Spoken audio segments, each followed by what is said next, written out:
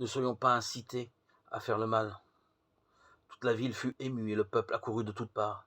Ils se saisirent de Paul et le traînèrent hors du temple, dont les portes furent aussitôt fermées.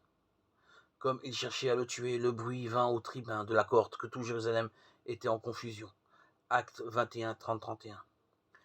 L'intention de Satan est d'inciter les gens à faire le mal. Les mauvais esprits ont inspiré la ville à poursuivre Paul et à le tuer à cause de sa puissante prédication.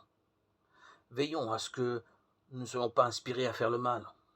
Nous devons aussi faire attention à n'être pas inspirés à faire des expériences avec des choses mauvaises. La curiosité, disent-ils, n'a jamais tué personne, mais dans un autre sens, la curiosité tue aussi de nombreux chrétiens. Certains chrétiens ont été trompés par le diable en pensant qu'il leur manquait quelque chose. Par conséquent, ils deviennent curieux et veulent expérimenter des choses interdites, nouvelles à leurs yeux. Certains diront « Je n'ai pas goûté d'alcool de toute ma vie. Je veux savoir ce que l'on ressent quand on est saoul. » D'autres diront « Je n'ai jamais utilisé de drogue auparavant et je veux savoir ce que l'on ressent quand on en prend. » Vous ne ferez que découvrir ce que cela fait d'être fou.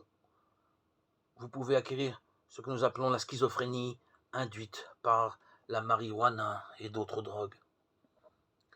C'est ce même genre de curiosité qui a conduit le fils prodigue hors de la maison de son père à manger avec des porcs.